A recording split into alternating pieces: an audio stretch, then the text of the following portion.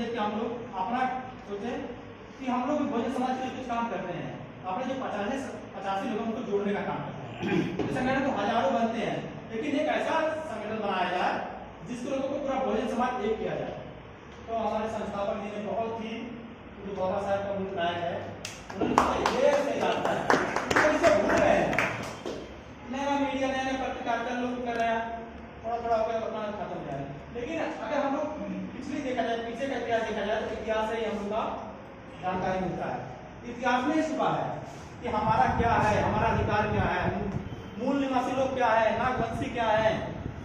तो इस चीज से हम लोग को सबको जानना बहुत जरूरी है। और रही बात सबसे, मैं एक चीज और आपको बताना चाहता हूँ, जो कि संविधान सबको पढ़ना जरूरी है।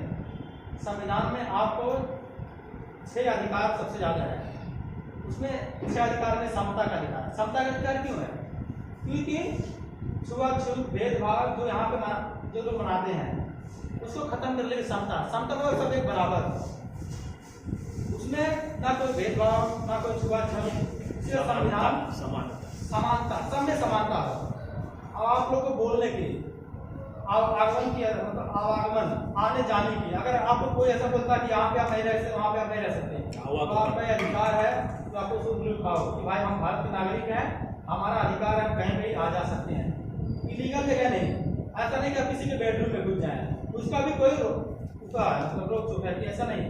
और भेदभाव आप लोग कर सकते हैं, कोई बीमारी होगा तो ऐसा कर सकते हैं, ऐसा नहीं कि एक जात है तो वो इसीलिए हम लोग, हमारी लड़ाई इसी से है। भेदभाव खत्म करना, छुआछूत खत्म करना, हमारी लड़ाई इसी से। मूक नायक का उद्देश्य यही है। मूक नायक का उद्देश्य है कि खाली 85 नहीं, जितने भी भारत के नागरिक है सबको एक रस्सी में बांधना चाहिए। ये मूक नायक का उद्देश्य है। क्योंकि बाबा साहब ने नहीं कह रहे तुम बाहर जाओ, बाबा साहब ने यहाँ की परिस्थितियों को सुधारने की कोशिश की है। आज वही काम हम लोग कर रहे हैं।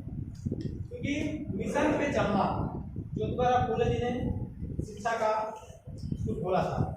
उन्होंने शिक्षा का स्कूल क्यों खोला? क्योंकि जानते थे हमारे लोग अनपढ़ हैं, जब तक उनको शिक्षा का ज्ञान नहीं होगा तब तक उनको कोई अपना अधिकार नहीं पता होगा।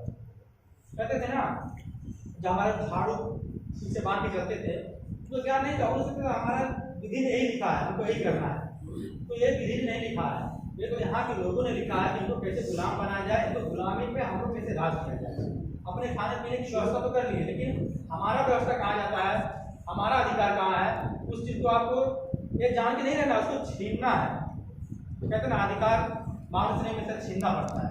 हमको भी इसको सिखाना है, पेरेंट कम में ये सब सिखाना है। एक बात और, मानव जी का मैं बात जानना चाहता हूँ। मानव जी अभी साहब ने बताया कि 4 लोग कमेटी में थे, आज हम लोग कम से कम 25-30 हैं। आज हम लोग, उन्होंने जो चीज झेला है उन्होंने ये नहीं सोचे हमारे आने वाली पीढ़ी वो चीज आगे झेले। आज हमारे पास गाड़ी बंगला सब कुछ है, इसका मतलब नहीं कि हम लोग वही परिस्थितियाँ लाए हैं। अगर वही चीज हम लोग करेंगे तो उनके साथ हम लोग गद्दारी कर रहे हैं। बाबा साहब सोचे थे कि आप लोग हमारी चीज से नहीं, अगर आपके पास पैसा है, संगठन में कहते हैं बाबा साहब ने कहा अगर आप कमा रहे हो संगठन में 5% अपने कमाई का लगाओ, तब जाके समाज विकास करेगा, तब जाके समाज आगे बढ़ेगा। क्योंकि संगठन का पैसा कहाँ से आएगा? साथी हम लोग जितने साथी हैं आपस में करेंगे, क्योंकि कहीं से कोई देता नहीं है। सरकार आप हम लोग का अधिकार छीनने में लगे तो हम लोग को कहाँ से मिलेगा?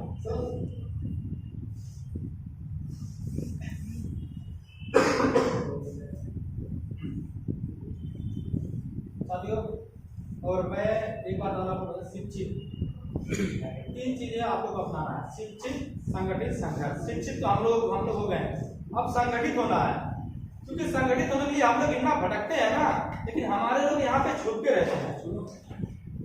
हमारे लोग यहाँ पे छुप के रहते हैं। अगर मेरे बगल में ही हमारे लोग हैं, तुझे नहीं बताते कि 1 साल 2 साल रह जाओ, लेकिन हमको नहीं पता चलता कि है अरे उनके तो हम लोग को पहले बात संगठित होना है। जब हम लोग संगठित हो जाएंगे हमारे पास संघर्ष जन्म लेगा। संघर्ष जब हमको जन्म लेगा तो हम लोग अपने आप सब कुछ काम हो जाएगा। और साथियों, मैं अपने बारे में बात करता हूँ।